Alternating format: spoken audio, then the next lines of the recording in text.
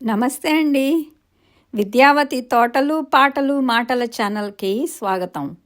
ముందుగా నా ఛానల్ని సపోర్ట్ చేసే వాళ్ళందరికీ ధన్యవాదాలు. స్ప్రింగ్ అంటే వసంతంలో పూసే అందమైన పూలలో ప్రిమ్రోజ్ ఒకటి. దీని బొటానికల్ నేమ్ ప్రిమ్యులా వల్గారిస్. వీటిలో చాలా రంగులు ఉంటాయి. White, yellow, blue, red, purple, ఎన్నో షేడ్స్ కూడా ఉంటాయి. ఈ రంగులన్నీ కూడా ఈ మధ్యకాలంలో వచ్చిన హైబ్రిడ్స్ అన్నమాట.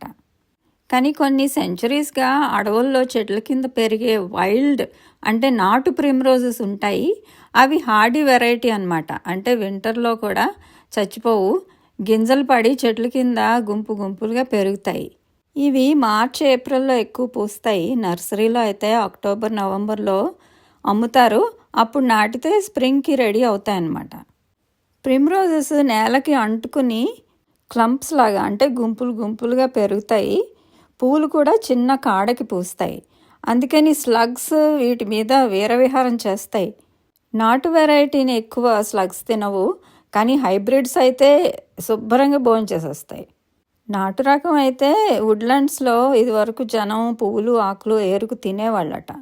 ఇవి పచ్చివే సలాడ్స్లో వేసుకుని తినొచ్చట. నేనైతే ఎప్పుడు తినలేదనుకోండి.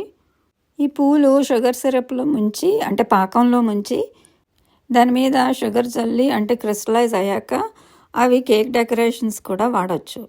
ఈ మొక్కలు నేలకి అంటుకుని ఉంటాయి కాబట్టి వీటిని బెడ్డింగ్ ప్లాంట్స్ కింద చాలా వాడతారు. పబ్లిక్ పార్క్స్లో అయితే చాలా నాటుతారు. ఇది వరకు నేను బార్డర్స్లో వరుసలుగా వేస్తుండేదాన్ని, కానీ ఇప్పుడు మానేశాను. ఏవో కొన్ని నామకహ కొని వేశాను, కానీ ఇప్పుడైతే 4 మొక్కలు 8 పౌండ్లకు అమ్ముతున్నారు. పబ్లిక్ పార్క్లో బోలెడన్ని వేశారు చూడండి. మరి వేయాలి కదా. వేలకు వేలు కౌన్సిల్ ట్యాక్స్ కట్టించుకుంటున్నారు. ఇది ఇన్కమ్ ట్యాక్స్ కాదు, ఇది దానిపైన. అది కాకుండా సేల్ ట్యాక్స్, రోడ్ ట్యాక్స్, అన్ని ట్యాక్స్లే. అంతా ఏక మనిషిపోతే ఇంట్లో వాళ్ళు ఇన్హెరిటెన్స్ ట్యాక్స్ కట్టుకోవాలి. ఈ నాటు రకం ప్రిమ్యులా వల్గారిస్ని అంటే ప్రిమ్రోజెస్ని ఇష్టం వచ్చినట్టు చెట్ల కిందవి పీక్కుని ఇంటికి తెచ్చేసుకోకూడదు.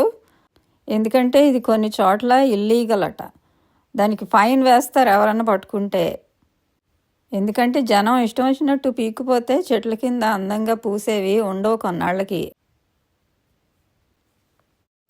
స్ప్రింగ్లో మేము పబ్లిక్ పార్క్స్లోను బొటానికల్ గార్డెన్స్లోను వాకింగ్కి వెళ్తాము. ఇలా పూలు చూసుకుంటూ నడిస్తే అలసట ఉండదు. జిమ్కి వెళ్ళి ట్రెడ్మిల్ మీద గానిగెద్దులాగా ఊరికి నడవడం ఇష్టం ఉండదు నాకు. అంటే అందరికీ కుదరదు అనుకోండి.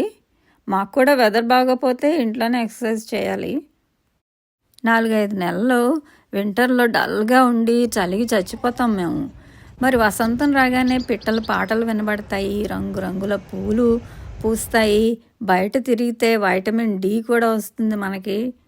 మజిల్స్కి బోన్స్కి కూడా వాకింగ్ మంచిది. స్ప్రింగ్ అంటే మరి మొక్కలు చెట్లకే కాదు మనకు కూడా ప్రాణం లేచొస్తుంది. సో అదండి సంగతి. ప్రిమ్రోజెస్ బాగున్నాయి కదా. So like, share and subscribe. Next వీడియోలో మరికొన్ని స్ప్రింగ్ ఫ్లవర్స్ చూద్దాం. అంతవరకు సెలవు. బాయ్.